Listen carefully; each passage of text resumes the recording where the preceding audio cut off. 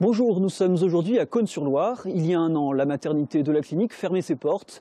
Une décision de l'Agence régionale de santé, provisoire dans un premier temps, puis définitive, qui avait créé un choc pour la petite ville, souvenez-vous. Presque toutes licenciées. La nouvelle est tombée il y a 72 heures. Elle a du mal à passer. Il manquait un pédiatre, d'accord, mais la situation durait depuis des années. La maternité tournait quand même. À l'époque, nous avions rencontré Charlotte Pommier. Cette jeune maman avait eu son premier enfant à Cosne. Pour le second, la fermeture de la maternité changeait les plans. Je vous propose de prendre de ses nouvelles. Bonjour Charlotte. Et c'est donc toi Adèle? Oui. Enchantée. Il y a un an, du coup, la maternité venait de fermer. On vous avait rencontré, vous étiez un peu inquiète. Vous voulez revoir les images ensemble? Ah, je veux bien, oui, ça fait longtemps que je ne les ai pas vues. Charlotte Pommier attend une petite fille pour début mars. Comme son frère Arthur, il y a 2 ans, le bébé aurait dû naître à la maternité de Cosne-sur-Loire, à 10 minutes de la maison. Mais cette fois, il faudra aller à Gien, à 3/4 d'heure de route. Le fait de savoir que c'était dans la même maternité, même si c'était pas forcément le même personnel, mais au moins on connaît les lieux, on connaît... J'aurais été plus rassurée que là, on est un peu plus dans le flou, quoi. Comment s'est passé l'accouchement, du coup? Cette fois, c'était pas à Cosne, mais tout s'est bien passé? Oui, très bien. Au niveau de l'accouchement, super. À Gien, c'est une très bonne maternité, un très bon personnel. Donc, très contente, vraiment. Combien de temps vous avez mis? Comment ça s'est passé pour aller à Gien? À peu près 1 heure de route. Donc, ça s'est bien passé, mais ouais, très long. Donc, du coup, au moment où, on va dire, le travail a commencé, j'ai pas pris de temps comme on pourrait faire normalement, où on peut rester à la maison, prendre le temps de se préparer, tout ça. Là, on a été très vite, parce que j'avais peur d'accoucher dans la voiture. On se met des idées quand même, des inquiétudes, vraiment. Qu'est-ce que tu veux, Doudou? Autre conséquence de la distance, un papa plus fatigué. Pour le premier, il ne lui fallait que 10 minutes pour les visites. Je vais rester plusieurs jours. Les allers-retours étaient quand même... ça faisait long pour lui quand même. 40 minutes aller-retour tous les jours. Parce que je tenais à ce qu'il vienne tous les jours. Je voulais voir aussi mon fils Arthur. Et là, par contre, oui, ça a été très compliqué pour lui. Charlotte avait effectué son suivi de grossesse à Cosne auprès d'une sage-femme libérale. Et pour elle aussi, la fermeture de la maternité risquait de bouleverser les conditions de travail.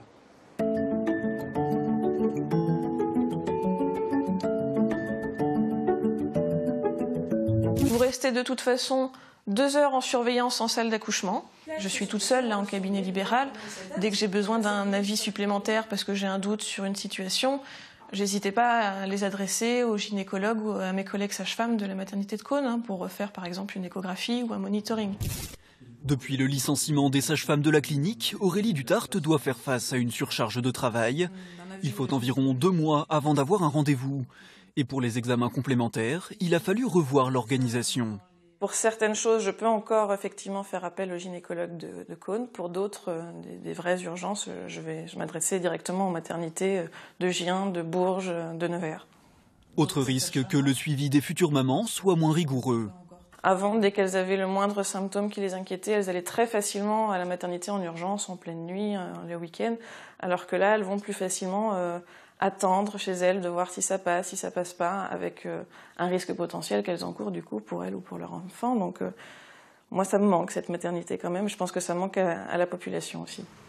Il n'y a plus de maternité à la clinique, mais à la place, un centre périnatal de proximité a ouvert ici dans les locaux de l'hôpital de Cosne à l'automne.